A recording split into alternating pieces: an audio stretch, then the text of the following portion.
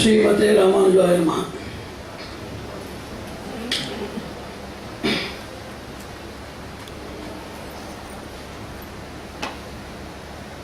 Mankind who has cultivated the land and created borders with the nations, culled out the resources from the earth and created science and technology, is in the era of advancement. Now we used to say human being is an advanced community, that nation is an advanced nation. Earlier it was the epithet of every nation and community to be called as civilized nation or civilized community. Now it is happy to hear a further progressive status of being called as advanced nation community, but not at the cost of sacrificing the earlier epithet of being civilized. Now the civilization has become an obsolete phenomenon in the world, and advancement is found to be a replacement for the basic civilized nature of every community and every person representing manhood. Every era, according to our Shastras, we used to say Samriddhi Shanti, the eternal Mithuna couplet of existence, peace and prosperity. At first, human beings at the advent of era of their civilization, they were not so prosperous but were peaceful, as they have not been properly introduced the gimmicks and tactics of survival at the cost of exploiting others. They were very peaceful but not prosperous. Then slowly they were peaceful and also trying to become prosperous. Now they are prosperous but not peaceful. This will result in one fine morning where they will be neither peaceful nor prosperous. So understanding this global scenario, which is moving towards total annihilation or pseudo-existence of human being in spite of all advanced science and technology, it is the duty of the socio-spiritual engineers, the real social animators, as well as the global welfare scientists, activists or advocates to re-engineer and restructure the society in the righteous path. It cannot be simultaneously done in all parts of the country or all parts of the world. It cannot be implemented or inculcated to all members, calling everybody to a common ground. Whatever a small scintillation that is created, you know that all great movements, rebellions and revolutions, they started with limited number of people in a closed auditorium, which open-fired with masses, creating a very great renaissance in the near future. So we believe with the principles of eternity, with the principles of truth, global justice and global righteousness in the name of God, we worship that whatever we spell here will be the genuine scintillant that is outbursting from our abysmal conscience, that is going to immediately be a catalyst for improvising the memory of everybody's past historic bitterness of their nation and global war-caused disasters. Everybody should remember about three things. The Shastra says, if you know about the lessons of the past, you will be alert. If you know about the ongoing insecurity of the present, you will be alert. If you could imagine a futuristic emptiness or a total catastrophe, you will be alert. You are neither creating that alertness or alarm inside you because of the bitter past, or the bombarding present, or the totally malevolent future. Nothing could create a strong, sustaining desire, dream, or dynamism inside you so that you can create something solid in the future. So it is a duty. Who is a social engineer? Any orator can create one impression. And any person who is performing an art can create a recreative impression inside your mind. And any teacher can inculcate the concepts or theories. Or any politicians can sensationalize the people and get benefited by exploitation. But to create sustainability in mood engineering of the society, only a spiritual stalwart can do that. That is the role of spiritual people, to create positive mood, that which is potential, that which is persistent, that which is productive in the positive direction. Eternal journey of mood till we reach the goal is possible only with spiritual people, because they speak from the soul. Knowledgeable people, they speak from their brain, and politicians and other people speak from their lips. Somebody shouts from their throat, and these people, those who cry out from their souls, they can reach the souls of the person and create eternal, inevitable transformation. They are not substitutes to military people or advocates or social engineers. They are the common factor for regenesis of pool of resources in every member of the society. So there needs to be a spiritual engineering of the spirit of a person. It is not a religious spiritual engineering, it is a person's intra and internal spiritual engineering. Engineering of a person's spirit. that which never diminishes and always positively progressing. That is the need. In ancient times we know that all countries were administered. It is not theocracy. It is benevolent dictatorship or benevolent autocracy which was there in our classical era. There all countries were systematically designed, incorporated, reconfigured, engineered, administered and enacted by means of spiritual people. Even you know that the art of military engineering, military genetics, military inclusion, military special training, mood training, courage and confidence building, special training in archery, missile sciences and all these various things like defense strategy, war tactics, war studies in different forms, comparative studies, what is clandestine warfare, what is smart war, what is ugly war, dirty war, everything was taught only by great spiritual people. You know that all stories of our mythology include great spiritual authorities for three things. One is for religious academics or religious pedagogy, second is administrative or political pedagogy, and third thing is military pedagogy. All these three arts which are trilateral or which are the tripartite companionship needed for a nation's prosperity or progress is taught by a single authority. Now whatever we feel, no spiritual person is having the courage to fight. The present day spiritual scenario is very, very weak. It is the most fragile system of the world. Spirituality only teaches you, it is only the unilateral teaching of spirituality where they teach how to be afraid from evil and how to isolate from evil. The other side, other hemispheric hidden dimension of spirituality is how to fight, bombard and eliminate evil from the world. That is not being taught in modern spirituality. Oh, if he is a wrong person, wicked person, run away from him. Isolate yourself, are afraid of evil. This is a kindergarten subject for any person who is going to practice a social way of life. In social exposure, fear from something unethical or unruly, or social isolation of oneself from evil or evil isolation, that is a preliminary subject. The real potential subject of teaching of spiritual warfare is theodynamics, utilizing the dynamic power of God, belief in God, and God's grace to be translated into military intelligence, counterintelligence, social intelligence, political intelligence, democratic quotient or democratic vigilance, integral manifestation system of social consciousness. All of these things should spring together to create that there is elimination of evil. And further emasculation of evil genesis in the society, it is a spiritual art. Now, there is no trace of spiritual consensus in military or administrative operations. Whatever they are handling may be for self-centric or for appeasement reasons. There is no real trace of spiritual quotient inside the people, and spiritual personalities, they lack of courage and confidence in dharma samsthapanarthaya or vinashaya chudurkhutam. That is considered to be something concerned with somebody else's work, as he has quoted rightly, or something considered to be a destructive work which is against the constructive work of their spiritual agenda, which is a misnomer or misconceiver of their crooked knowledge or hidden knowledge or semi-baked knowledge that exists. So first of all, we should create a very great vigilance, common civilian vigilance in the society. Integrated national security, you should understand, there are two portions, Antaranga and Bahiranga. Antaranga is privacy and Bahiranga is public policy. We should understand about this trilateral companionship between three forces. One is political force, second is military administration, third is civilian or common social intelligence, CSI. All these three things are interlinked together. There are something which is known as military secret or military privacy that is slightly different. But wherever there is conspicuousness in seeing that the policy is not properly taken with masculine courage, right step is not being taken at the right time, right disclosure of budget, various other seasonings, upgrading things, proper international relations and policy tactics, foreign relation, border recovery, border dispute resolution or reconciliation techniques, all of these things are visible to even common civilian intelligence, those who have patriotism and historical knowledge and has the capability to understand what is going on. He can understand about all of these things. They do not come under privacy and secrecy sectors at all. So in Bahiranga, in wherever there needs to be transparency and integral action, there should be joint action.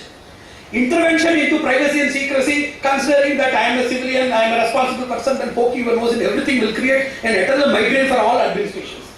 At the same time, total refinement from all of your interventions, that should be a reasonable teaching. It is not a semi-permeable membrane, they used to say. If everything is permitted, then all unwanted things will come inside. If everything is blocked, then all wanted things will also be blocked. So there should be a semi-permeable membranic education given for civilians so that they know how to enter, where to enter, what are the democratic methods of designing, deciding, demanding, protesting, integrating and decision making by means of rethroning, enthroning and dethroning political forces. It should be separately taught contextually to the people. They need a separate training in the vernacular languages in a simplified form, may not be in the language which I speak to you. Certainly it should be given to the society. And you should understand, civilian force should not be misunderstood or underestimated at any cost. In most of the countries, for military failures, successful military failures, number one, we should not think that military is very much essential for saving everything. If there is more civilian responsibility, they reduce the burden of military, number one. Number two, they support to military forces by means of their proper inhabitation and proper vigilance and integral action. The third thing, proper civilian organization reduces unwanted diversion of funds so that military enrichment and military establishment or empowerment can be very effectively made. So that should be a separate seminar on civilian role for military efficacy and military support for civilian responsibilities betterment. That should be there. And nobody should deny that politicians are the major decision-making people, especially in the Paka democratic countries like India. We should understand how for political intervention should be understood as a major deciding factor or determining factor. So there is a tripartite companionship where we should base our education on that. Everybody is talking about war. Everybody is talking about a war, waging a war against a warless war world and waging a war against all war forces and enemical forces and waging a war for a warless world. Like that, there are a lot of anti-war movement like that. Lot of people, they started the movement. But we should understand the essential need of proper war. War, if misunderstood or ununderstood or less understood, we cannot have a clear understanding about what peace is. Because war is a threshold to peace. But that type of war, administered by that type of people on that type of circumstances, is different from that of the ugly wars that are happening in the world. Preventive wars, preemptive wars, silent wars, intruder wars, delegated wars, innumerable wars are there. All these wars are entirely different from that type of war which I am saying. The spirited war to create a warless world, to wage a war against the war, it requires a separate thing. And UN has quoted, there are 10 major factors influencing the world and depriving its progress. And the main thing is, the fourth thing is they call as war. War is a major deterrent to global progress. It is not like that. One should have thorough knowledge about war and there should be a bilateral preparedness. The Shastra says that a person should be prepared for two things, peace and war. Peace as the first resort and war as the final resort should be the bilateral preparedness for every person. Peace is the language of the wise, but fools cannot understand it. So whenever people are not prepared to listen to the voice of peace, to listen to the voice of brotherhood, to listen to the voice of harmony, to listen to the voice of the deprived and marginalized members of the society and need for a global economy uprise and a global village uprise, if the people are not so much pondering or pensing upon such things and any cons blown upon the peace program makes the person more deaf than ever before, then we have to resort to the tool of war. So one person should have the ambilateral preparedness for both of these things according to Shastras. Peace is meant to only for the qualified persons. Those who have not created peacelessness and those who have created peace, those who are interested in creating peace, those who are peaceless because of the process of getting into the various other activities for bringing peace. Not of other people, those who are interested in the peacemaking program, peacekeeping and peace retention program, they only are qualified for peace. That's what the Shastra says that Sikshanam. Sikshanam means teaching. Tuddha Sikshanam Uchyate. War is the process of teaching a lesson. There are 4 lessons according to Shastras. One is inculcative, Bodha. You are giving a lot of ethical knowledge as well as moral to the people, but it is not obeyed. That is different. Academic. They are systematically educated, made resourceful, all of these things. In that they did not hear about anything. Inculcative also, academic also, that has failed to create transformation in the society.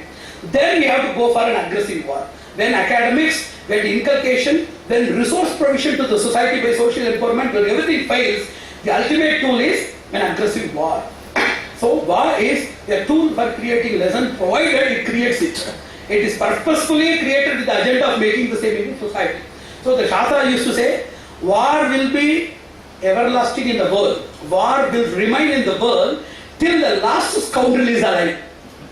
Arms and ammunition shall remain in the world till there is the slightest trace of hatred, envy and hostility or discrimination is felt.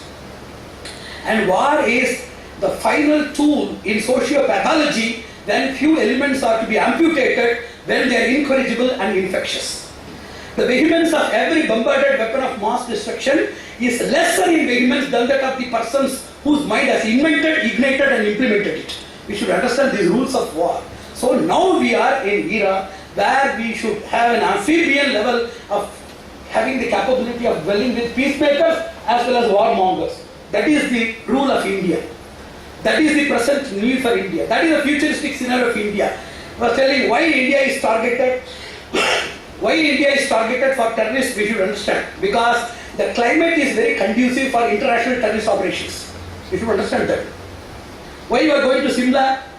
Why you are not going to Thar Desert or Rajasthan? Why you are going to Shimla? Why you are going to Ranikhet, Binsar and Almora? Not some other places. Because they are all resorts. Like that, India is having a voluptuous as well as for their concern very fertile people to resort, to support, to inspect, to provide and make them resourceful, to inform, to organize, to coordinate, to represent and to execute. All facilities, infrastructure facilities are available in India because of three things. One is lack of a masculine integrated sovereign government. Since independence, irrespective of part, that's what I used to say. I told recently in a seminar of youth parliament. I told two statements where I want to reiterate the same thing today. Youth parliament is not to bring youth into parliament. Because already a lot of youth are there in the parliament, and outside parliament also a lot of youth are seen in protest and other areas. A lot of youth people might have seen them shouting in TVs. And all the available tottering old age gentlemen in modern politics, they were youth when they entered politics. There is no problem with youth in politics. We have to bring youth to politics. What is youth? Dynamism, strong decision making, integrity, creating terror in the minds of the enemies and creating solace in the minds of our dependents. It is known as youth in politics. It is not bringing that is black-headed or black-haired people in politics. Second thing is, there is no problem with the persons, parties, policies and principles. There is no problem with all of this piece. Any person, party or any policy will go for exploitation if the surroundings are negligent, subservient and nescient. You bring any person, any party, if the surrounding is nescient, they don't know what is happening. Negligent, they know what is happening, they are not bothered. Subservient, they are party, why to go against the major wave? There is a socio-political tsunami. I cannot just move against the waves of it. Let me be benefited by means of mutation for mutual mistakes. I will do something, you maintain silence. You do whatever you want, I will maintain silence. It's not a triple M. Masters in marketing management is not a triple M. Now in politics, mutation for mutual mistakes. So I will merge with the mainstream. I will merge with the mainstream and be a part of it. Instead of going against it and getting benefited, let me be benefited by my participation and involvement. This is the present scenario. In this scenario, any person, party and policy will behave in the same way. Whether it is BJP or Congress, close your eyes, everybody will behave in the same way. The final judgment is clear electoral verdicts or democratic united consensus is not bringing the right party or right person or right rule. It is to see that any government comes to rule does what it wants to do or what we want it to do. It is our masculine ability to see any government to answer our queries, to see that whatever we want for the nation is done. So it is not in creating a government. It is in monitoring the government and demanding the government with integrity and see that what we want happens through the government. So this is that particular thing. It requires a very great training. It requires a separate training. It requires a separate syllabus, both academic and non-academic syllabus, inspirational, motivational and instructional syllabus. If I am behaving like that, that is known as inspirational. Whether I behave or not, I can make you to behave, that is motivational. I can just tell you whether you behave or not is left to your destiny, that is instructional. Three levels or grades of influence in society, we have to make it as a syllabus. I believe that today is, we are telling about lot of days, security day, all these things. Today is the inspirational, motivational and instructional engineering of the society should be decided on this day. Any day where this decision is made by spirited authorities, spiritual authorities, or integrated people with utmost responsiveness and responsibility, whenever we assemble and create, auspiciousness automatically follows. Whenever decisions are noble and great, auspiciousness automatically follows. So today let us announce that today is the social re-engineering or nationalistic re-engineering day for India, where democracy is to be revisited. So let us create that. An Indian scenario, it is not just like you think or you just glorify. Society has glorified India very much. Somebody told India has never seen any war, it has not waged war against any person. There was a seminar conducted about ancient Indian warfare, defective or effective. I went for delivering a lecture. There some people, they were reading papers saying that these Indians, they were not capable of making abroad invasions because of various reasons. They countered with some deficit saying that the horses that were with these people, especially with the Indians, the southern horses were too fragile to travel. And Panchakalyani and the special horses as per the Ashwashastra, the hippology of Indian tradition. As per that, they give a lot of auspicious horses, but they were auspicious and meant for decoration, puja purposes. They are meant for rituals rather than meant for military purposes. And from north and west, especially from Persia and Arabia, a lot of horses were imported. And because of lack of proper cavalry as well as naval facilities, they could not do that. And I also countered by saying a lot of statements according to Shastras and also statements of Marco Polo's recordings and Juan Swan's recordings, where he has mentioned about the rich cavalry and elephant forces of our ancient kingdom. I just very much escorted India and Indian historical pride. But still I want to say, I also quoted something from my conscience that as Indians, those who were disintegrated into hundreds of princely provinces, they were continuously engaged in warring between themselves so that they did not find enough time to wage a war against others. There is also the secular wars which have been done by these people with their own kingdoms. We know about the Chola, Pandya, Cheran and Pallavas wars, continuously they were doing. And also with the Rashtrakutas and Satavahanas, Guptas and Mauryas, we have been seeing innumerable wars, full of the stain of blood and sin we have to see. Whether in the classical literature, it may be in the period of Rama, Parikshit, I don't know how far it is possible. Even the Vedas say about Devas or Yuddha. So the Shastra used to say about two things. One is, whenever you make a social cleansing of the unethical elements, it is the consecration process of the globe. Whenever there is an offensive war, where you are exploiting others for their resources, for slavery, for your just hobby of expanding your kingdom or territorial annexation by means of proving your sovereignty or global ruling, that is known as offensive war, and that offensive war is stain of blood and sin for your community. Geographically as well as psychographically, it will create a very great loss to the whole community according to Shastra. So India, to be a peace lover, is only in the classical literature in the Vedas. It has not reflected in the political surface of Indian ruling. You take into the first and second world wars of the British regime, even you can take about the Mughal wars. In the history we see only war and nothing else. So yet we should understand a peacemaking India, which is very much incidentally created in the Vedas, Shastras, or in the idealistic minds of great transformers of the land. It should reflect from today onwards. It is yet to be reflected in the surface of the political history. It has never reflected. Occasionally few pacemakers came and Ashoka's transformation, like that, lot of people, they were transformed after committing sufficient sins or after exhausting all of their resources or at their ripe old age. But now we need to bring the real peace message of the Vedas, the real peace message of our historical tradition of our ancient rulers of the benevolent dictatorship regime, to see that our nation can be benefited at the most. Second important thing, we have to make the growth analysis in the proper manner. Samruddhi Vijnana, according to Shastras, Samruddhi Vijnayaha Viganyaha. That must be categorically analyzed. Now whatever we are reading about growth is not real growth factor. Somebody was very much interested in inviting me to a CAA function without knowing my background. And he was telling about all industrial progress. Then he told that all the industrial progress, 90%, I have enlisted all the companies and areas they are working. All these companies, they progressed in India, making us also to counter progress or co-progress with them, only for the reasons of their companies and their company rules and policies antagonistic to four major agencies. One is environmentalist, second is human rights activists, third is labor unions, fourth is civilians front. All these major industries which are creating pollution there, labor problems there, environmental abuse there, or environmental degradation there, all these things, they created a very big invite in our country, thinking that they are going to make us prosper, and we are shamelessly saying that we are prospering, and we are also making an international appeal, and in the global scenario we are the forerunners. Runners are of two types, running towards progress and running away from progress. So this is running away, we should understand. And what is futuristic scenario? Futuristic scenario and present scenario is very simple. I will give you one example. You just calculate all the money that you earned in industrial revolution and progress. Present scenario. Futuristic scenario, keep it, preserve it separately, you have to invest it on global warming remediation with interest and penalty.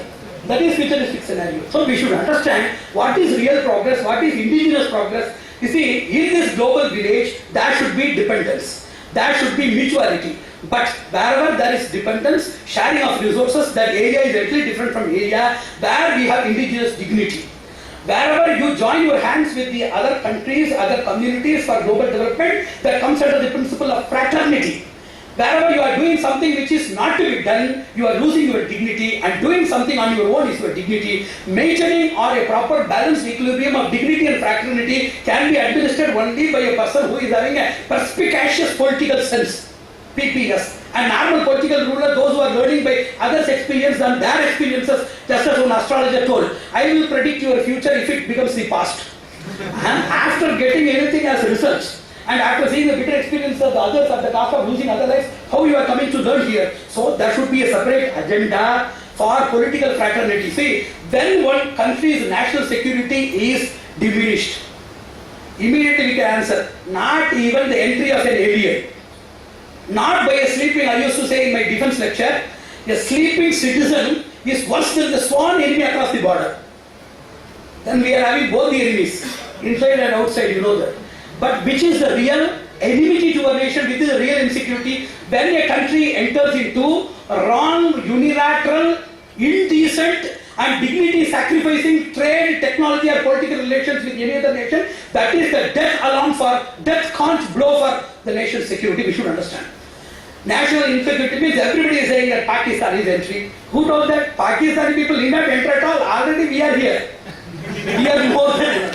So we should understand this multifaceted dimension view of security in trade, technology and various other policies, they are very much essential. Today I am not going to deliver any lecture. I am delivering topics for a 2-day intensive workshop, intrinsic intensive workshop, which is going to be conducted along with SIMS with the fuller support of our trust, where top people can be invited, where their proper introductory syllabus can be incorporated for daily learning, freely available to all academicians, think tanks, prospective patriots, prospective students, prospective youngsters or ex-youngsters, for means of knowledge dissemination and social boosting. We can include all people, free of cost, it should be distributed. Our trust is interested in taking the sponsorship for this. So it should be a complete, composite, collective and cumulative vision of what I am going to tell today, and I want to present these things in tiny points, encapsulated version, where it should be expanded, elucidated and illustrated with proper diagrams, task forces and case studies for the welfare of the future community to learn about what is happening in the world. So we should understand what is there in the real growth sector. There is nothing known as growth sector. Most of the growth, instead of creating something for the social infrastructure and its development, most of the money is deposited or invested in defense development. Defense budgeting, you know that more. There are three things. Expectation of war, preparedness for war, and third thing is exact war. This is known as triple E. Expectation, elementary preparedness. Expectation, elementary preparedness and execution or exact action. Triple E we choose to say. All these things they include a heavy budget. Expecting a war, anytime we can expect war, because preemptive war is there. What is preemptive war? Thinking that somebody can wage a war against them is known as preemptive war. It is not preventive war, preemptive war. So anybody can do any type of war at any time. So at the exact time there should be some sort of elementary preparedness and exact execution. All this time it requires a very heavy budget, due to which food and basic security. Food security is that if there is no food security, if there is no water security, if there is no shelter security, foreigners need not come and invade our land. Our own civilians will sell our land for $2. Just for $100, they did not come and have a military invasion spending millions of dollars. These people, they will spend by means of spending just a few days by giving just $100, they can purchase the land from the so-called disappointed, deprived and demoralized citizens. They can do that. So we should see that the basic thing is that because of over defense or hyper defense budgeting, what happened? The basic resources are diverted, reduced, diluted and corrupted. Diverted, major fund is diverted. And reduced because of over these things reduced. And already available things, even if it is reduced, it does not reach because of the corruption. So we should understand, in any country where there is basic civilian unrest, the country is totally insecure. And it is worth hundreds of enemies aiming at us. We should understand that. Unless it is created, see, there are three levels. To make the civilians to have basic resources. Second thing, additional resources. Third thing is active resources. Apparent resources are food, water and shelter. Additional resources are education and medicine. Active resources are patriotism, self-empowerment, social empowerment, infrastructure development. This is the process of engineering the society, and let us at least think of engineering the society. You see, it is the duty of the government. But we should understand, it is the beauty of the society that if it is not attended by the government, all the government officials are the safer zone. They will not be penalized, they will not be prosecuted, they are all well settled. The real vulnerable society is the middle class people like us and also the other marginal section. So we should understand the benefit and name goes to them. Duty and responsibility goes to them. But if anything wrong happens, we are more vulnerable. We are victimized. So our responsibility and our vulnerability should be projected with utmost preponderance, and we should see and say that we can bring social order and rest by means of our integrated action. And he was telling about 1,000 youths participating. We should understand there are two types of syndromes. Hasty generalization syndromes in two dimensions. Thinking that 1,000 youth they have participated, hastily generalizing that all youths, those who are in the juvenile prisons, those who are in the bars and those who are in the drug shops and those who are aimlessly wandering in the society, aberrant members, they cannot be hastily generalized as effective youth. There are three types of people. Those who are well converted or well creamed by means of social concepts. Second people, those who are convertible, teachable, trainable and transformable. Third people, only God or God-sent people can do something. Either to transform them or to terminate them, something should happen. So there are three levels of people. The first two levels of people, we can create a majority strength. You should understand, it is only majority participation. There are two types of participation. Majority power quantitatively and majority qualitatively. You know that your vehicle is taken only by one person. It is a qualitative pull. 50 members means there should be 25 people pulling the cart or pulling the vehicle. It is idiotic because that is qualitative. Second is quantitative. That we should see. A complete social transformation, whether it has happened in the period of even Rama and Krishna, it is doubtful. So we should understand, either we can make a quantitative pull by means of mass transformation and mass canvassing and campaigning, or we can create a qualitative criminal to transform the society and to create a very great dawn in the society. Out of these 100 crores, more than 10,000 people, or at least 10,000 people is more than enough. They will create light in the society. They will inspire in the society to create a spiral and cyclic impact of their awareness and vigilance in the society to create a common integral mood that they can create. So it needs a special science. Unless you study mass psychology, see, you may be a very great scientist. If you don't know how to swim, how you will be safeguarded while you are going to be drowned in a cascadic flow of water or turbulent wave of a stream. How you can be saved? So that is the art of the context. Here, in order to inspire the society, all these orators, all these advocates of integrated national security, they should be taught the special tactical skill of mass communication and mass conviction. How to convince the society, that is a special art. And they should counteract the smart intelligence of politics or politicians where emotional and temptational drive of the society results in sensationalizing the society and exploiting their instincts for their self-centric betterment and dynastic development. That we should understand. That should be a special art. According to science, they used to say Rajatantra, Prajatantra, Samaja Nirmana Tantra. Tantra means it is a tactics. That should be a special art to teach. So we should never hastily generalize that as few people are available, everybody is available. As most of the people are not available, we should not hastily generalize that nobody is available. We should understand the exact demography available. And somebody asked me about the Indian professional demographic regime, the divisions. Then I told that there are 4 types of people. Those who work relentlessly for the constructive development of other nations and other people. 1. Those who sincerely work for destruction of our nation. Number 2. Number 3, those who are not sufficiently enabled to work or those who are disabled from working. 4th, those who do not do any work at all. This is the major professional demography of our country. And we should not think of few members of FINS or few members of RFS or few members of National Youth Development Program or something else. We should increase the quality of people and create positive infection and infiltration, and also quantify the mass and qualify the available members for creating a very great agile and active social battalionship that we have to create. And the final point, which is very much interesting here to note, is I told about the program of what is known as real progress or what is known as real growth. And first of all, we should study about economic empowerment program. All the other developing countries where military intelligence is highly operative and nation is densely secure, there are 2 things. The nation is having a strong economic defense fabric, as well as there is also a civilian democratic quotient which is enriched than our country. We should understand. So the country is economically empowered. There are a lot of things. Self-help groups are there like that. Everybody creating indigenous wisdom applicable for indigenous development and collective development. You know that whenever these IT industries and MNCs they came, they should coexist with our national companies. NCs should not be trampled on their heads and MNCs should not flourish. Every progress of India, if you learn, I have brought my wife by sacrificing my mother. I brought my mother-in-law by sacrificing my father. Like that, each and every value or each and every bit of progress has been the result of sacrificing or, to be really frank, losing some other greater or equal values. We should understand. So indigenous development in US, indigenous development or external dependence for trade, import and export, they are equally balanced. In countries like Israel and China, they are very balanced. All these like missions that are user-friendly, China, Israel, US, UK, Canada, these things are academic friendly, professional friendly and trade friendly in nature. Loan process is very easy.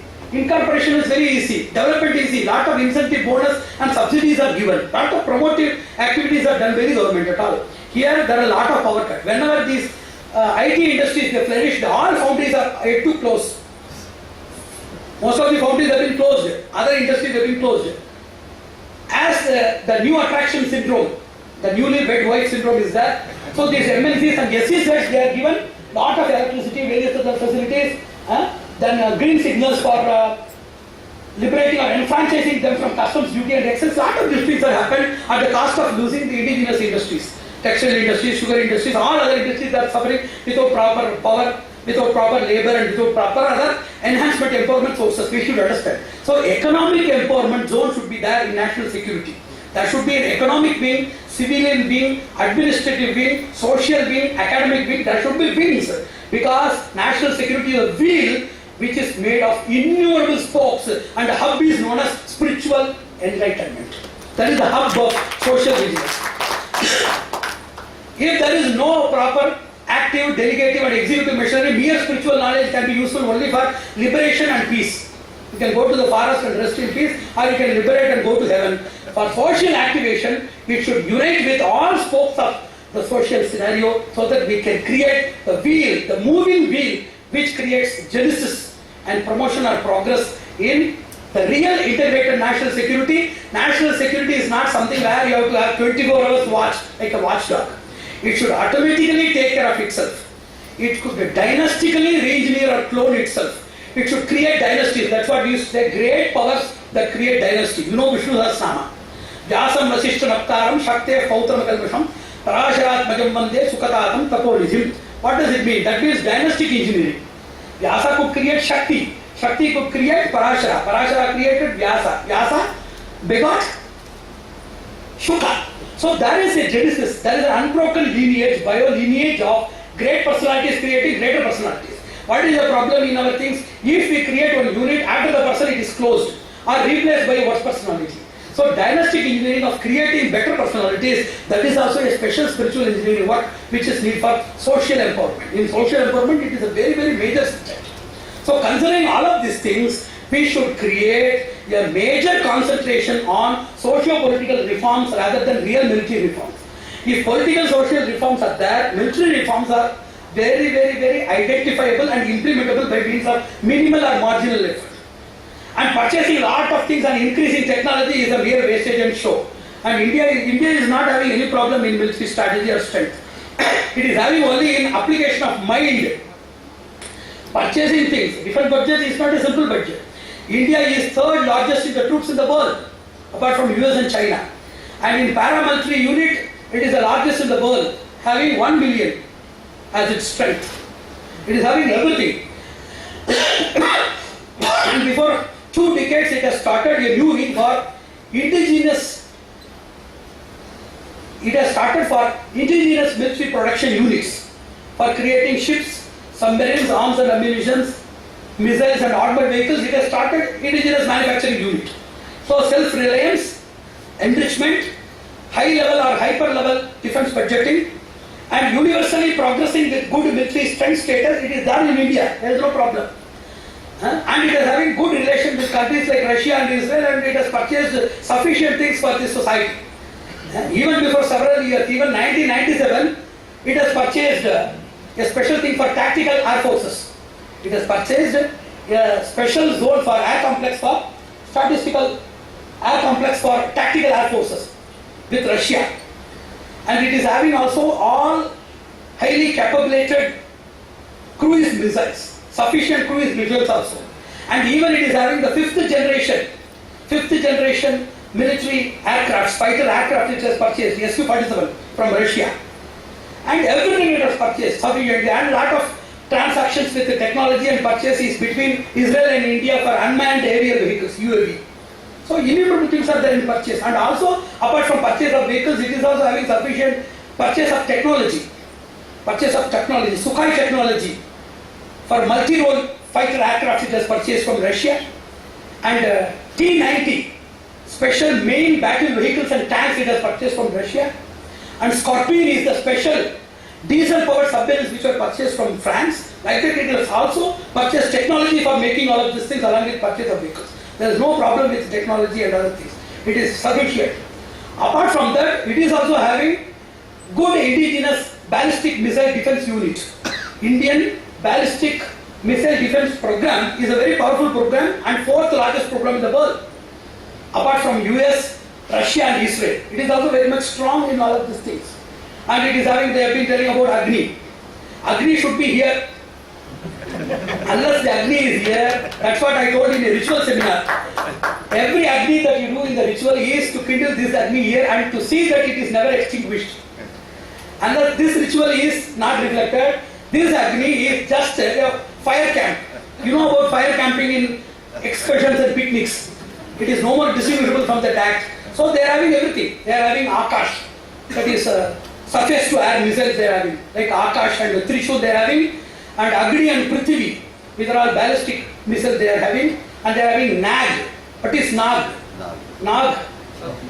They have named, traditionally they have named everything. Name is wonderful really. No problem about name. They made Nag, which is anti-war guidance missile, and they are having one more cruise missile, wonderful missile. The name is very much interesting. Nirbhaya. Nirbhaya is there. It is to hide their fear that they have named it as Nirbhaya. So we should understand that military purchase. In 2004 itself, the purchase budget of India for military arms and ammunition, vehicles and other things, that is $7 billion. There is no problem in all of these things. Apart from that, in nuclear tests also, you have started from 1974, nuclear testing program, and you have actually named it as Smiling Buddha. Because Buddha will certainly smile that the world has to resist and exist only by nuclear power and its security rather than by peace and love. So Buddha would have certainly smiled on India especially taking that venture. And also you know that in 83, May 11th and 13th, we conducted 5 underground nuclear tests, and India is now a nuclear major nuclear state. And you know about the ambiguous, cryptonymous, lucidrous and ridiculous Indo-US nuclear deal. which is put in suspense, we know about that. So there is no problem in technology, there is no problem in budgeting, there is no problem in purchasing, there is no problem in upgrading, there is no problem in holding the technology and developing indigenous technology. Now we are having hybrid technology, even Chandrayaan that are a hybrid technology. In participation and assembly and procurement we have something, and we are also imported parts. So there is no problem in that. We should understand the essence of what is military strength. First of all, the Shastra used to say a special rule known as Sita, S-I-T-A, Sita. S for strength, I for integrity, T for trial, and A for action. Action means taking the military forces to the border of a person. Whenever you take the military forces, they will be afraid. But by a trial itself, that preparation itself, they should be afraid. That is known as T. I means integrity. You need not wage a war or try. By the integrity that is posed or exposed to the society, they should be afraid. Military strength is known as S. If you have a sustainable strength of military, if you have civilian integrity and strong and stable political machinery, if you have your ability to try, at least to try or to say that you are going to wage a war, or in real war, in action, all of these things are equally terrifying or equally horrible to the enemies. It will result, it will make the enemies sad. What is sad? S for silence, A for absence, and D for distance. According to Chanakya Tantra, we should give these 3 special grand trickses as a bestowal for other countries from our integrity and strength. They should be either silent, they should not do anything. A, they should be totally absent from the scenario. D, they should maintain distance. So what the problem is, you need not create any great military database at all. By means of creating strong integrity and military strength itself, it should create terror. Has it created terror? Being fourth in the ballistic program and being third in the troops and first in the paramilitary troop unit strength, have we created tension, terror and threat in the minds of the other people? Have we created? You have not created. The Shastra says that there are 2 types of governance. One is emergence tools, second is known as emerging tools. Emergent tools are known as threat, hold, shield and cleansing. Threat means we should create threat in the minds of other people. And hold means we should hold everybody in our control by social, political or any other dimension. Shield is we should armor ourselves that we are well protected. And cleansing is direct fight. All of these things are emerging. With whom? Conflict resolution. These are emerging. Conflict resolution, international relations, political understanding, peacemaking, man. I told about man program, mediation, arbitration and negotiation programs. All these things are known as emerging trends. India is having all possibilities. But still, is there a threat and terror in the mind of any country? Pakistan, it is not afraid. I told in one seminar about Indian health reports. I told that India is having a very heavy BP. P for Bangladesh and P for Pakistan. Small countries, you should understand, all these things are small countries disintegrated from India. Their economic background is very, very poor. They are at the verge of paucity. And political instability, we are also unstable, but not worse than that. They are worse. They are having triarchy government, which I will explain later. So their political government, the social empowerment, the economic level, geographical situation, everything is weak. But still, it has not created even the trace of the slightest fear towards India. Why? They know that the teeth has been plucked from this cobra. The venom has been extracted out. Or it is a laughing lion, or it is a tamed lion. We should understand, there is no trace of threat in the minds of any enemies. Can you say about any enemy of India who is afraid of Indian strength or Indian military? In spite of all of this military strength which I have enlisted now?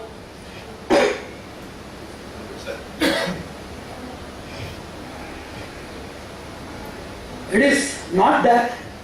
Why? Because of India's internal insecurity. I have already told about India's local strength. We was telling, Advocate Sahab was telling, we should not think about what others are saying. We are not thinking about what China is saying, or we are not thinking about what other countries are saying. We are thinking about what local minorities are going to say in their electoral verdict. You should understand. India is not afraid of any nation at all. It is the minority unlawful appeasement program which is making all the major decision-making systems of India to be paralyzed. We should understand that. We should understand there is a local strength, there is local ambuscade, and everybody is protected with the mask of minority, local people, secularism, pseudo-democracy, India's broad-mindedness, magnanimity, cultural, cross-cultural relations. There are innumerable masquerades provided for this unlawful appeasement. And self-invited menace of insecurity. It is not created by anybody else. We should understand. Muslim brethren, Islam or Quran, that is entirely different. They are inanimate forces. What the people available and alive now they are doing, that comes to account. We don't have any hatred with inanimate forces which can be interpreted positively, constructively as well as destructively. The destructive campaigning of the so-called ambiguous, innocuous or neutral forces, that we are against that. And we should raise our voices integrally without minding that our throat will be cut off. Only sacrificing people, he was telling about progress. All progress in global revolution are created by people, those who have sacrificed and those who have left the lethargy community to experience and be benefited by the same. All fruits of liberty, wisdom and freedom, everything is bought by people, those who are not allowed to live to see the same, and also allowing the lethargic, non-participatory community to rejoice the same. You repeat it. So now there is no people interested for sacrifice, struggle and service, the triple S. They want to get the benefits, how they can raise their voices. We should understand that. So we cannot create, that is known as two lines phenomena. If you lengthen and strengthen your line, the automatically other line will be debilitated. Like that, the available people with the heritage spirit, cultural spirit, the indigenous religious spirit of India, with the nationalistic spirit of India, with the global welfare spirit, all these people, they should integrate and prove their strength in electoral verdict. And not only in creating a government, in watching the government, witnessing the government and holding the government's neck to behave as it ought to do. That is the secondary responsibility or the second responsibility. So it should be a political wisdom and it should be a political conversion. Thought should be converted into what? What should be converted into strength. And the strength should create power, that power should create policy, that policy only create welfare in the society. Mere thoughts, mere discussion, they cannot create anything. And we have to compete with the already existing forces and see how far we can create this development. And finally, coming to the conclusion, I want to say a few points as an action plan or blueprint for how we are going to proceed from today in these areas. First of all, public participation is very much essential. We are all known as non-participatory parliamentarians. We are also members of parliament, known as members of public parliament, MPP. If he is MPP, if he is MP, then we are MMPP, mega members of public parliament. Double MPs we are. But we are having integrated force. They are having individual representative force. We are having integral representative force. Unless we integrate, our force is invalid. But he is individual representative, he is validated by his single person. So we feel that crossing all the barriers and egos and discriminations, we should unite together. This unison can be created by only an engineering process, not by a lecturing process, not by an article writing process. It will create a momentary tear, just as it creates on seeing Telugu serials or Ramayana Mahabharata serials, and immediately it vanishes and vaporizes in the ether. It should create an eternal ascetic burn inside the mind, create a permanent scar of shame that we have not committed anything, which will be removed only when we commit something for the society. So we should create that type of indelible imprint of our chastity and gratitude inside the mind to create that type of development in the society. And now we are in such a society to create three wings.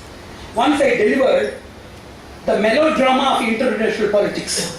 I delivered a lecture at Pune on the melodrama of international politics. We have to do three roles. Rama is different, Ravana is different, Anjaneya is different. The same person can do these three actings. Even mono acting is there. But simultaneously a person making all of these roles is something absurd, quixotic and whimsical. And this is where we see the same greatest power blocks of the world like US, UK, etc. They play three roles. One is disarmament. Disarmament as peacemakers. Second thing, engineers of social conflicts and international conflicts. By means of ugly intelligence, idiocy and brutalism or destructive sense is rebranded as intelligence. What is intelligence? To identify our enemies, emasculate our enemies, to create the vigilance quotient of the nation more, to see that we are secure and we secure others also. That is known as intelligence. To collapse our nation, to also cater to the needs of collapsing other nation, to create chaos amidst the nation, and to see how far we can fertilely manifest something or materialize or market something. Chaos marketing, sensational marketing, and global temptational marketing. That is what it is happening now. That is what it is happening now. Globally, there are a lot of diplomatic arts. First of all, we should read about what is global diplomacy. One simple art I am saying. Now, one major point I am going to say today, the essence, quintessence of today's lecture is, don't be prepared for any war, because there will be lesser chances for war in the world. There won't be any wars in the world like this. There will be silent wars and smart wars. Direct military invasions will be very, very minimal. Especially with countries like India, there won't be any war at all. You can write down. Because they know other technologies. Cultural infiltration and debilitation. Why we have to do something with this country and invade? You debilitate the country and make rubber stamps as their rulers. Whatever you want from the country, you get it by trade and technology. Why you have to go for military invasion and get a bad name in the global scenario? So now the futuristic is cultural invasion and infiltration. Conversion is a type of cultural invasion. Because there is something known as transnational affinity or loyalty. Indians, in spite of being NRIs, non-resident Indians and resident non-Indians, they don't have any sense of Indian consciousness at all. You know that. But any person here, being born as an Indian, religious affinity overpowers the person's national affinity. The person is associated with the language, with the religion, with the national brotherhood of his religious fraternity rather than national fraternity. Naturally it is there. You know that. So we should understand transnational affinity, trans-geographical affinity, undue integrity, team spirit. A person here can have a team spirit with some other person with the same religion in some other country in Middle East. Whereas the same person born here, having drunk the milk of Mother India, lactated, enacted and empowered by Mother India, he will not have the taste of gratitude in spite of being developed. He will say that what India has done to me, as if India is something else different from him. He is India. He has not done anything for him from India, and he has not also shown the way for others also to get something from India. If you don't fuel your vehicle, how it will take you to the destination? Vehicle has the duty to take you, and you have the duty to take care of the radiator, fuel tank, and the air inside the tubes of the vehicle tires. You know that. So there is a bilateral agreement. If you don't empower your nation, how it will take care of you? You have to incapacitate the nation. You should understand. So there will be cultural invasions, trade wars, technical wars, and wars in the name of political relations and understanding. We are related to each other. They will be shaking their hands and smiling with each other. What is the substream? War, exploitation, misgovernance of resources. That will be happening in the substream. So there will be only smart and silent wars. There is no possibility of any war here. So what is the tripartite masquerade of the modern power community? They will speak about international relations and create international conflicts. At one area, for becoming superpowers or master powers, they will enrich their defense status. At the same time, they will conduct discussions and workshops on disarmament and peace policies. India should be prepared for everything. We should understand most of the things that we have to teach India is something that is known as clandestine operation. We should understand that. Because we should understand the language of the present scenario, the current society's language or communication ability that we should desire. Without understanding that, if you speak with Manusmriti, if you speak with Rigveda and other things, you should be speaking in solitude or in the graveyard. We should understand tactics, tradition and technology. There are three types of people. Those who can be conquered by tradition, they are high-minded people, those who are ignorant by tradition. Those who can be conquered by technology are major power blocks who have the power of technology. And those who are cunning, those who are wicked, the most incurable, unfilterable, malicious representatives of the global murk and dirt, those people will be talked by only the tactical language, and waiting with the tradition and technology will not work with them at all. Because they will come in the night. They are known as Ratri Choras. They will come in the night, they will have a disguise of our own people, operate by our own people as a representative and do things smartly at a distance. Bloodless war they will do. Inexpensive war they will do. Highly smart war they will do. Unapprehendable, uncompromisable and uncomprehendable type of war they will do. We should understand that. India needs the tactics, and every civilian should be informed about the tactics, so that India still has civilian responsibility of three stages. supportive, supervisory and strengthening responsibility. Strengthening responsibility is to raise our voices with integral protest to see that proper people are selected, proper decisions are made. Strengthening. Supporting by means of our resources, by means of our participation and other things. And the third thing is supervisory, whether things are done properly or not. So all these three things are our responsibilities. I already told about Bahiranga, and it is our Bahiranga responsibility, and we have to see that it will be done. One more futuristic challenge to India, the whole globe, especially to India, is cyber warfare. Nobody is going to fight with the countries, even with cultural invasion, communication invasion. That's what the modern technology says, even the tradition says, Sthapanam Nashayet. What is that? You destroy the establishment. There are 5 types of establishment. One is leader establishment. If you destroy the leader, everybody will be demoralized. Second thing, economic establishment, like the Twin Towers. Administrative blocks like North Block, South Block, etc. Fourth thing is military establishment like ambuscades and arms and munitions departments and depots, all these things. And fifth thing is mass civilian. Where mass civilians are destroyed, it will demoralize the entire society, causing collateral damage, CCD. So this is the type where we have to understand. We have to include, as the advent of technologies towards ICT, information and communication technology, communication attack is also equally vulnerable. It is equally ferocious and disastrous like that of economic, military, administrative and leadership establishment. Very wonderfully we can do. Recently I participated in a lecture about cyber security, where you must have heard about Praveen Dalal, a very great techno-legal expert. He has hinted, he has given the prophecy, like Nostradamus, he has given the military prophecy to India. If India is not going to strengthen the information security devices by means of recruiting more people, getting training from countries like Israel, within 10 years it is going to collapse. It is going to collapse. He has given the prophecy. How far it is taken for consideration, it is not clearly known. It is known, I am going to enlist the progress, but it is insufficient, we should understand. And that is the greatness of countries like US. They have smelt about such a fragrance which is going to come after several decades, and starting from 1980s they have started squadrons for Air Force intelligence and their information security. Information Air Force Warfare Squadron they made. Information security for Air Force squadrons they have created. In 1980s itself they have created. You will be very surprised to know that even in the 1991 Gulf War, at first this thing, cyber warfare as well as the information invasion was not well known to the entire public at that time, was not so publicized. At that time, 1991, these Dutch hackers, they have hijacked the information from US Department computers, Department of Defense computers. They have hijacked the information about US troops and their movement and forwarded the same to the Iraqi government. At first, this type of invasion, counter-invasion, this means of a sensitive message extraction and forwarding, this was not known to the society. They know about only virus, hoax and scams. So the whole Iraqi intelligence, military intelligence, these idiots, they thought that it is a scam or some other rumor and they totally ignored it.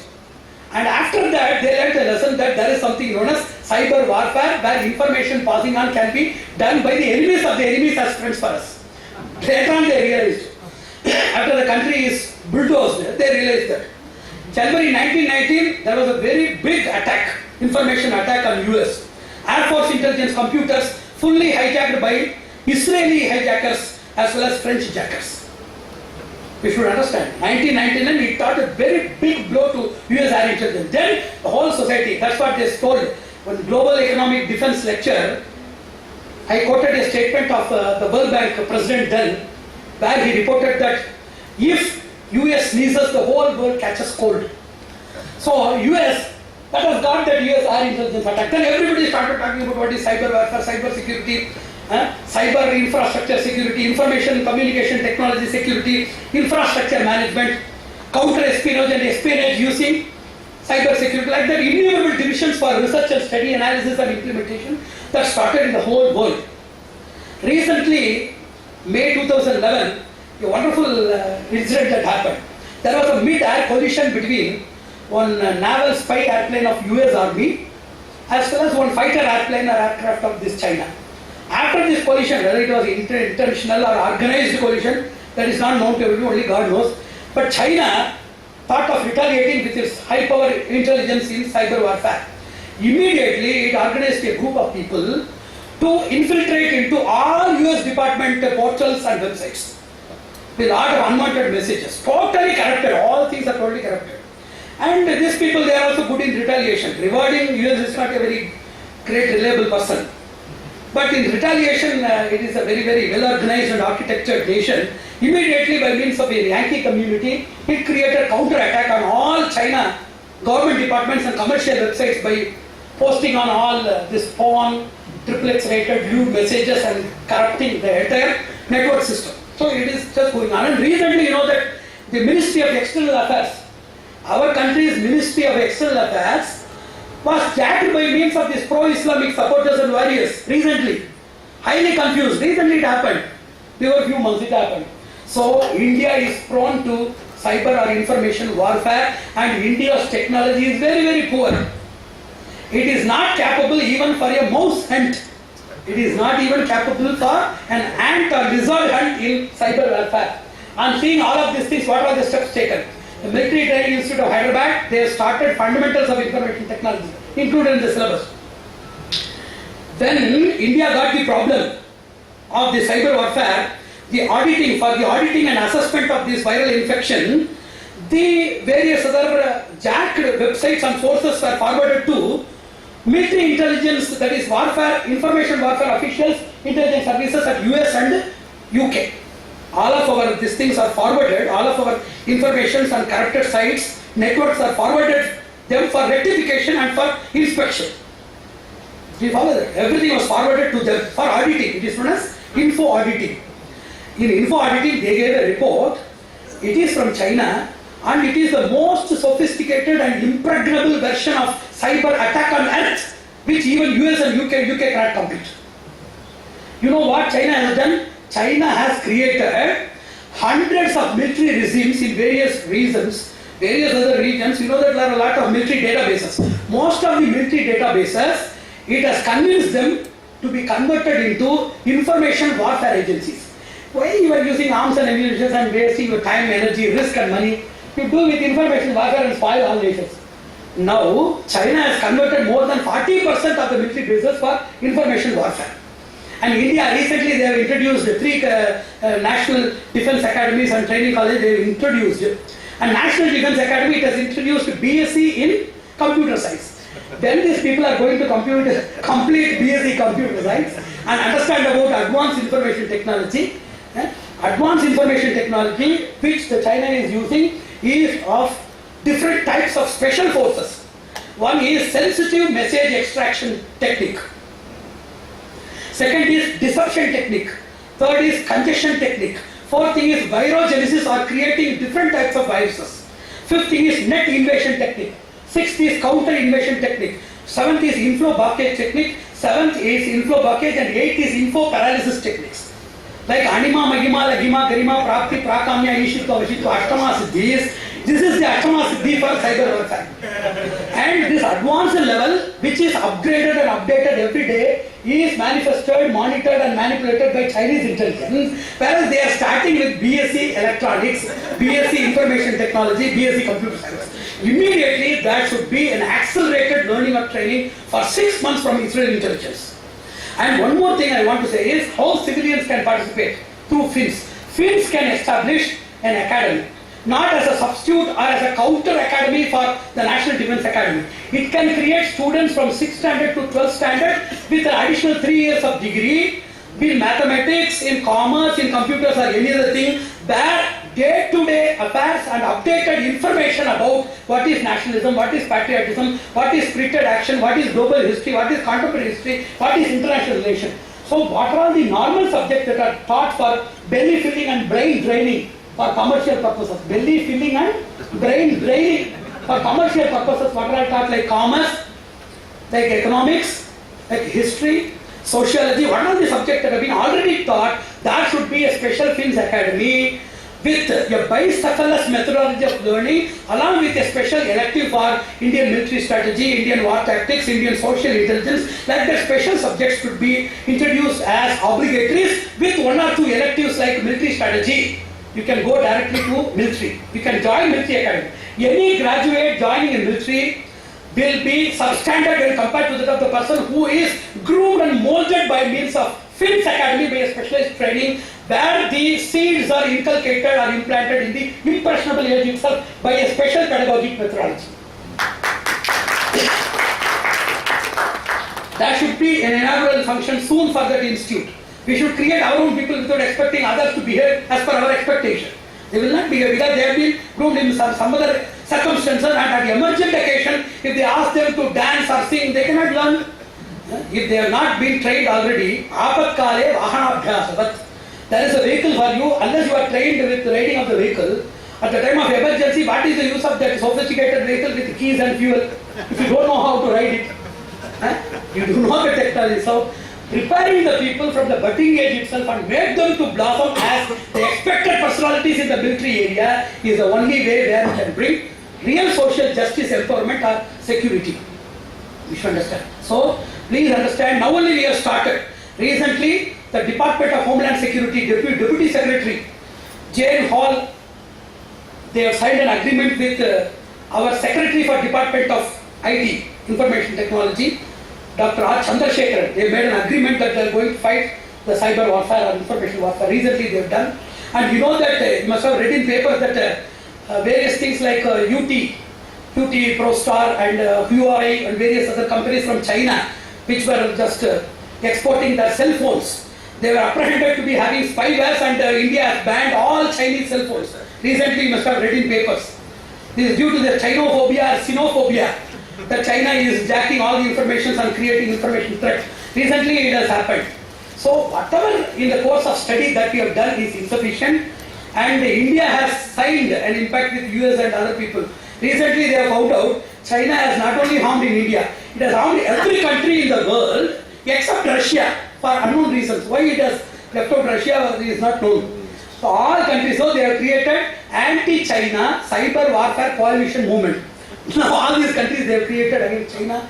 You should understand, if there is going to happen a war in the world, don't be thinking about this type of insecurity for our country in the form of troops, cavalry, elephants or some other thing, missiles or other thing. All these defense purchases will be kept.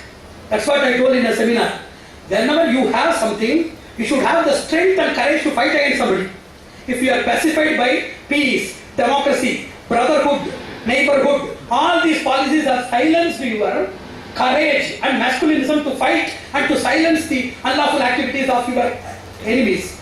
If you are not capable of applying what you have purchased, what is the difference between your defense show and a cracker show at Deepavali? What is the difference between that rocket and this rocket? Agree is that, okay, whom you are going to aim at? Don't you think that persons are not available? Now, I told about a lot of ballistic devices. DRDO is making, already I have given few lectures in DRDO also with Prahalad and other people. Basically I am into defense strategy. They are now making something known as Surya missile with a range of 10,000 kilometers. People are available in 100 kilometers distance. What you are going to do with them? So there is no application. So okay, peace, brotherhood, neighborhood, maintain. That's what I told in one seminar. India is having neighborhood but not neighborhood. So application. If you enrich your defense status, what is for show? Threat. It is not for show. It is not for show. Because it is the tears of the public and the infrastructure development and existence. Is it for threat? Who is afraid of that threat? You give one person. Nobody is afraid. For application, when you are going to aim at whom? Are you going to self-molest on you? You should understand that there should be a masculine diversion. It is a decade program. That's what I want to say. FINS meeting should be a daily agenda, either in a cyber stage or in personal stage. Discussion should be weekly. Decision should be monthly, and our own retrospection and reanalysis and recharging should be anniversary, and the real program and planning is a decade aim.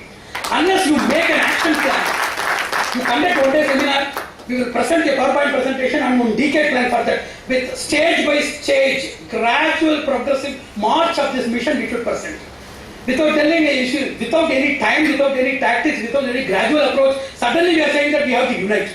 We have to unite is a small word or a phrase. And really uniting it needs lot of steps. I have to eat. It is very simple. Your wife only knows how it is risky or laborious to cook and serve you. And to appease your taste buds. She only knows how risky it is. So it is understand, today is a very great awakening program for that. If India, once again I am saying, if India is going to be waged a war on it, it is not the military war, and military things will be just ornamental pieces or departmental records or departmental relics. It is only by cultural invasion.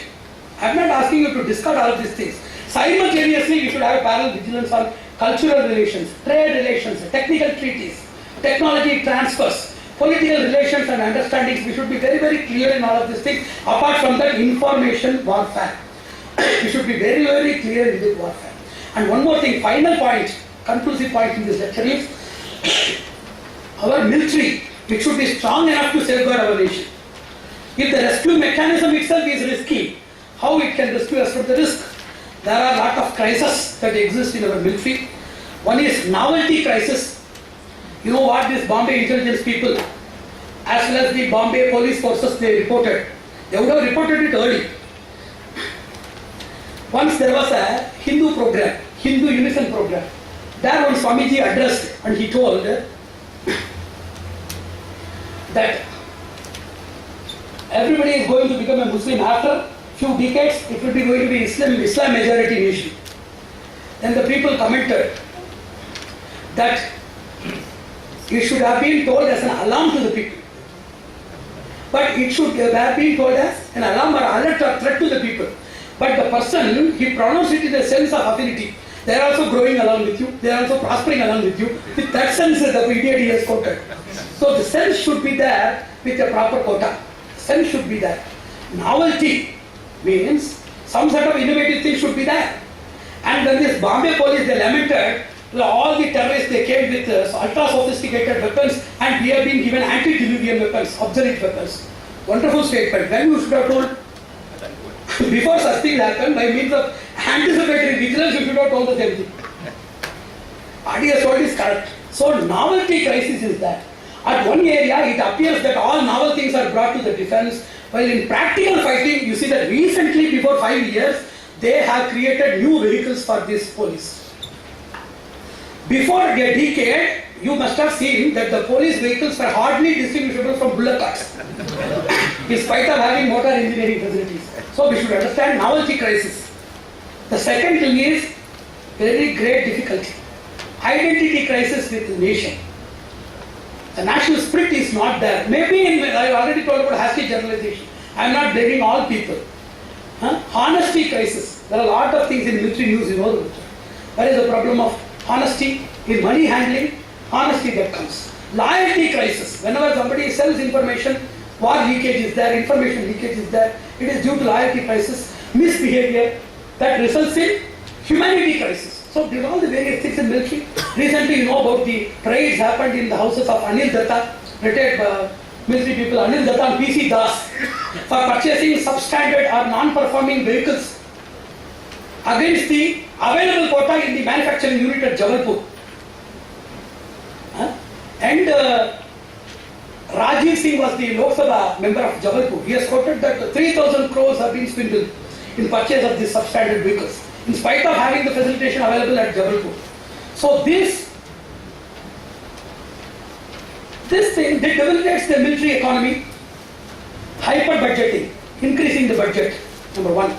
Number two, ineffective budgeting, not placing proper budget as per requirement. Unwanted or superfluous purchase and wastage of materials by means of lack of preservation facilities and things, non-utility and other things. Third thing is minimal purchase, substandard purchase, and purchase of the same thing from selective and nepotic organizations for mutual benefits. Lot of all other things have been, everywhere it exists. But Shastra says that 5 places should be pure, let everything be impure. Military, which safeguards the nation. Judges or justice, which is the final rescue. Doctors who save lives. Teachers who create and transform lives. And religious or spiritual leaders who are the final resorts. All these 5 people, they should be pure. So military, if anything happens, it is more vulnerable. You know about the war room leak case which came. Vinod Kumar Jha. And Vinod Kumar Jha and Brijinder Rana, they have clearly quoted. This Navy Chief Arun Prakash has asked me to do it for his nephew, Ravi Shankaran, and it is for the superiority or superior's obligation obedience syndrome we did it. It is clearly quoted. it creates also a very great havoc that the superiors are also included inside. And you know about a very great program, the director of computer operations of the Ra. He has revealed, like great sages, he revealed the mantras, he revealed the military secrets in Anveshika, a database management system, he revealed it. And he was arrested under Official Secrets Act. So this loyalty, integrity and identity crisis can be uprooted only feels like organizations create a separate mood engineering for these people to be potent as well as patriotic. There should be a hybridization. What is the use of being potent? I am speaking. I am patriotic, but I am not given the power to do the administration. So power, policy, potence, as well as patriotism, all these quadruples, they should unite with each other to create the desirous development. This is one thing. And one more thing is very, very painful. Lot of people in the Punjab border, they are spying for India towards Pakistan. Recently, they have interviewed few people. They were telling their misery stories, untold miseries they have already gone, without any expectation of any benefit from our country. They have interviewed Gopal Das, who was there in jail for 27 years, and one Sunil for 7 years, and one Karamat, who was there for up to 17, 18 years. He was there in the prison. The problem is, they have all lamented about two issues. The military or the Indian intelligence forces or the concerned department does not recognize their sacrifice and contribution, number one. No recognition at all. And this Karamat, who is running a tea stall in the same Punjab district, he has applied for compensation because he was totally disabled by the torture. And no compensation was given, not only silent, they have rejected his compensation plea. And moreover, one person he has given a transparent complaint against our agencies that I was totally disabled from doing the spying. I was reluctant in doing that also. I gave in writing that I could not do it further, but they have implicated me in 3 false cases and they are torturing me. So this we should understand. It is not happening in all cases, but wherever you know that if your hut is on fire, it will not start simultaneously in all corners. Prache Namaha, Pratiche Namaha, it will not start in all directions. It will start at a small place. It will totally demoralize the persons coming for service. So military should, otherwise civilian forces, we should be reminders for them, or we should be reorganizers for the rehabilitation and for their well-being. Fields like organization should take proper support for the spying people. Now also there are a lot of villages who are going for peripheral spying. They should be given life security, compensation, at least proper recognition should be given for them. Those who have targeted their lives and those who have spent excruciating years in the prison, they should be given at least a word of gratitude, a word of solace and comfort and fraternity should be offered from our community people. We should know that. And we should know about the inhumanity in all. That's what I told in a seminar. When military people, whenever they are given power, any person without being properly tamed, if he is given power, he will be aggressive or depressive. After getting into power, once they conducted yoga workshop in police academy. What is the use? Already the person should have been qualified with yoga or mind taming or enabling. Then having come into the police academy, having tasted the pleasure of power and progress of power and prosperity of power and perennial availability of power, it is very difficult for them to repatriate into policy principles or spirituality or ethicism. It is very difficult. So that's why in aggressive mode, you know about the very great Samba spy scandal. That our own junior officials, thousands of officials have been treated worse than the third reach of the Nazi regime of the Germans. A lot of stories about that. So this humanity crisis make the people dehumanized or anti-humanized in nature. Recently you should know that these people, there are 3 types of people interested in war. Those who are prepared for permanent war, those who are prepared for occasional war, those who are prepared for supportive war. Most of the social community people, they are known as third row people. If 2 rows can be filled by other people, those will be pelted with stones or blown with something else, they are safer in the third row and they are prepared to be in the third row. Starting from the third row onwards, they are prepared. They are known as third row community. Military people are selected by means of their emotional interest in warfare. Recently a report says, recently a Lok Sabha person called for the information about suicidal report of all war service people. In all divisions of war, in 2010, there were 109 people, those who have committed suicide. And in 2011, now it is 119. In all divisions of our regime, suicidal mentality is there. Why I am quoting 100 is a very negligible figure. But you should understand, if 100 people commit suicide, it is implied that thousands of people are with the suicidal mentality or with the mental blankness.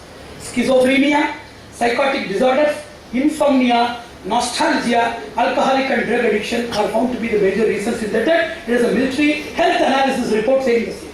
So it is also something depressive on the side of humanitarian crisis. So unless all of these things are rectified, there needs to be a special companionship programming for all military people.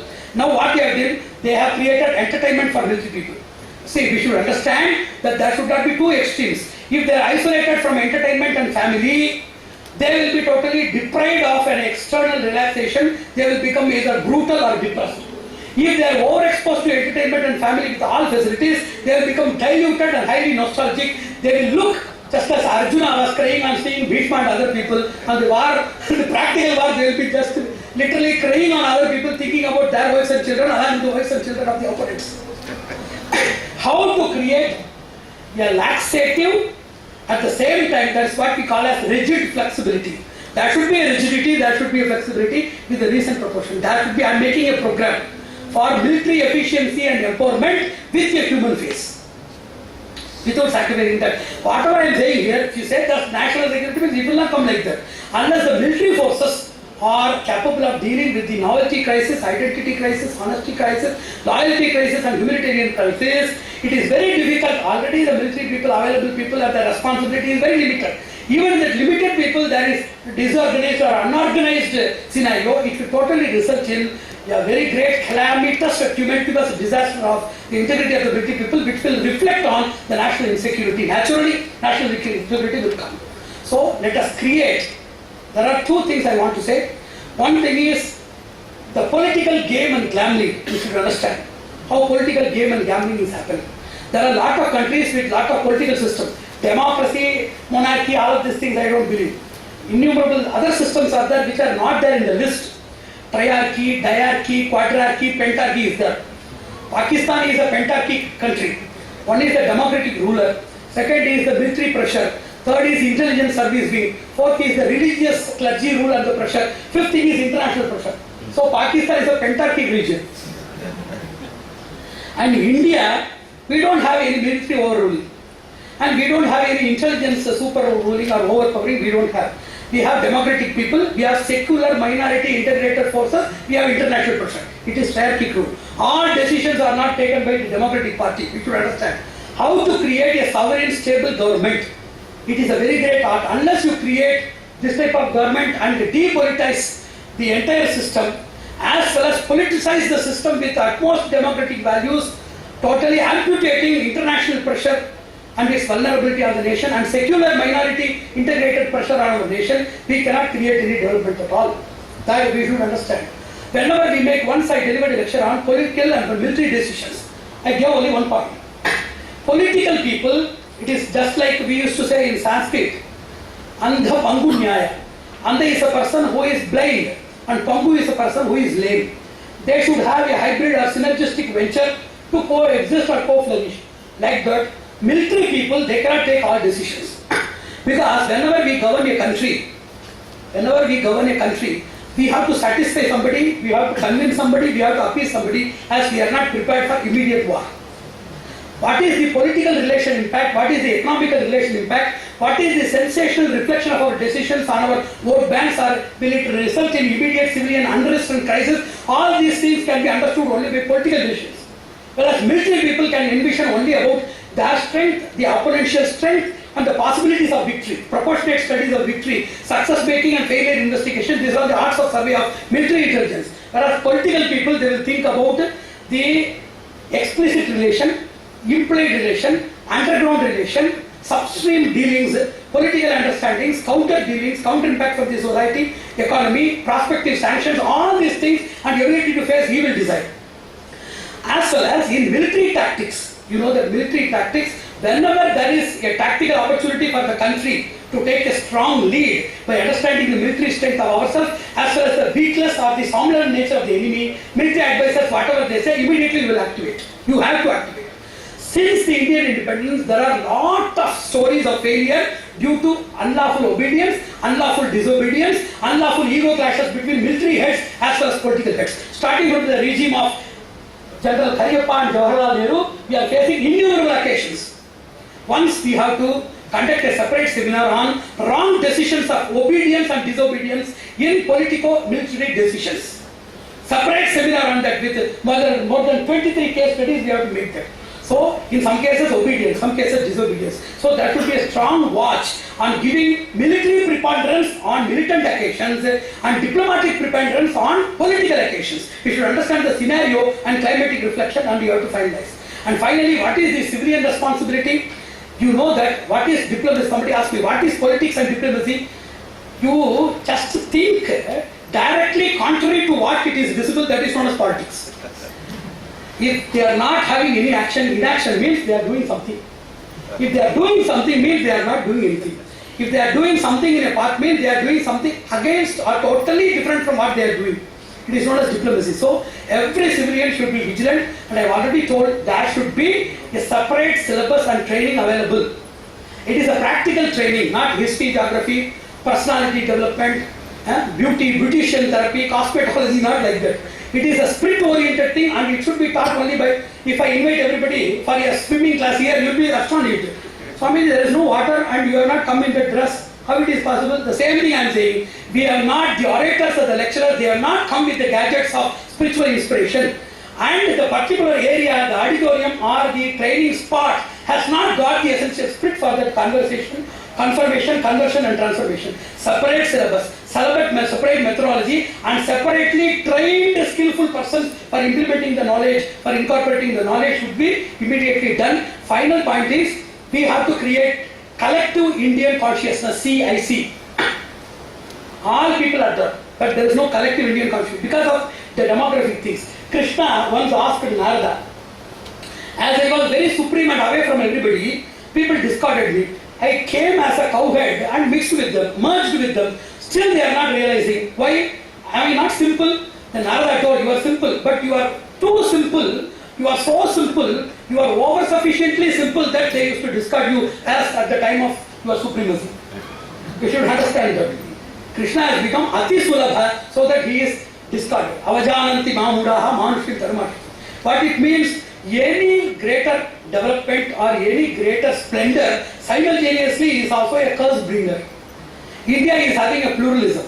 It is a cradle, warehouse and throne for different cultures, languages and other things. The same boon, blessing or the divine benevolence that God has granted, that has been alchemically mistreated by the modern people as a tool for separation, division, discrimination and coalition. Everybody, you know that if I want to ask any vote here, I should talk in Telugu. Only for Telugu I will get the vote. Only for my caste I will get the vote. Only for the religion I will get the vote. Till there is linguistic temptational marketing.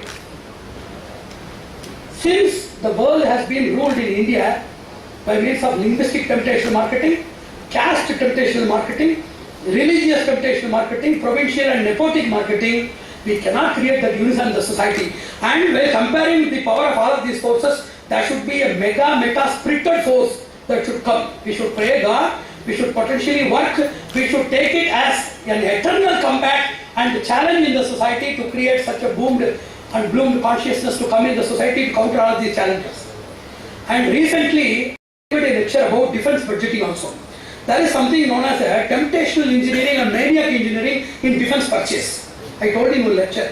What great countries will do, they will purchase heavy budgeted elements as well as assemble heavy machineries or create sophisticated inventions and innovations in defense, thereby stimulating the maniac of defense enrichment and superpower dream of developing countries, by which they will convert all of their budget which is diverted for defense enrichment. By means of this temptational maniac engineering, the country will face a deficit, then they will be entering IMF, World Bank, trade policies, technical support, by which eternal incumbency and dependence will be created, by means of which silent infiltration inside the national policies will be determined by the country. It is known as 50% partnership rule or coalition rule. Without participating in the election and without any plain record or transparent testimony, there will be a coalition government with the government. We should understand that. So every bit of this information should be made to the public. There is alert, there is awareness, there is alarm in the society. There are sufficient information in national insecurity which will make you not to eat food for a few months and not to sleep for a few years. That much of very voluminous and voluptuous information is available, but there is no power of mediation to create that spirit and spark inside your mind. That should be created only by exclusively specialized training with a specialized personality that should be there. Today I hope that there will be a futuristic. What is India's futuristic? Future is of two types. One is the future that which comes automatically. Second, the future that you create. That which automatically comes is information warfare. Eternal menace are migrating from BP, Bangladesh and Pakistan. Bangladesh is having infiltration, civilian infiltration. Pakistan is famous for military infiltration as well as terrorist infiltration. So all corners there are a lot of problems. India is not safe. Astrologically, astronomically, socio-politically, prediction-wise, prognostically, India is not safe if it happens to be in the same way Paris condition. So the futuristic should be what you want India to be in 10 years, and it has its own action plan, and we hope that we create that action plan. Everybody should understand motivation is a needed spirit. There are a lot of information available. In records. South Asian Analysis Group, SIPRI, Stockholm International Peace Research Institute, where I am also a member. Lot of people, they have published innumerable stories. Recently, that University of Toronto, they have created a school, monk school for global affairs. He was telling about civilian responsibility in national security. Only India is lacking civilian responsibility. You should know. In all other countries, apart from military persons, civilians, academicians, general public, think tanks, watchdogs, media people, NGOs, they are allowed to go for military education, military strategy, war analysis, international analysis, global policy, public administration, global village, global affairs. All these things are available through internet. Online courses and daytime, part-time courses are available for all of these people. For even state reactors and state supporters and social animators, it is available. Recently, InfoWar Monitor is created, very wonderful website and portal that is created by the Monk School of Global Affairs of University of Toronto, where every cyber wrong move done by any part of the world is immediately recorded. Like that, I can tell about hundreds of academic research. And for your kind information, in Chennai we are planning to establish an international studies center where we are going to introduce the customized versions of political strategy, war strategy and military analysis and socio-civilian intelligence for our Indian community, either at a very, very marginalized or very concessional rate or at free of cost. We are planning to bring the international studies center with those advanced courses, but tailored to Indian scenario and applications. It should not be westernized. It should be brought. So today, I announce from my heart, without any other resources, there is no building, there is no big digital library, there is no paraphernalia, and there is no academia, there is no galaxy of great personalities where limited people are available, but I announce from my heart, with the abundant resources of my sacrifice and commitment, and the tremendous fervor and love that we possess towards our motherland, from whom we have been created, modified, molded, lactated and empowered, to pay our gratitude in terms of service, safeguarding and sacrifice for the welfare of every citizen and every co-denizen of our world and our country. I pronounce with my utmost prayer, craving the unconditional indulgence of the divine abundance and personality, that there should be an international movement. That's what I told in a seminar. Every conference and discussion should have two extensions. Whenever the knowledge is extended, it is known as institutionalization. Whenever the action is extended, it is known as a movement. So every discussion forum, if I am thinking, it is a thought. If I am speaking, it is a lecture. If I am speaking with you, it is a dialogue. If I am speaking with all like-minded, it is a discussion. If I am speaking with my counters, that is known as a debate. If everything is conglomerated, that is a forum, that is a symposia, that is a conference. The same thing is academically, knowledge-based extended, that is institute. Same thing put in action as movement. Let this conference, let this congregation and conglomeration result in institutionalization and implementation by means of setting up an academy and creating a very great vigilant, perennialized movement in the society for social vigilance and action, recreating the Akhanda Bharat or Adhyatma Bharat or Divya Bharat which existed before several thousands of years. I wish and pray the same divine munificence to empower each and everybody to have all resources to integrate together. Whatever you have got together should not vanish into the air, as I already quoted. Let us all unite together and meet once again with more vigor, glamour and color to see that we bring things in action. Narayana Narayana.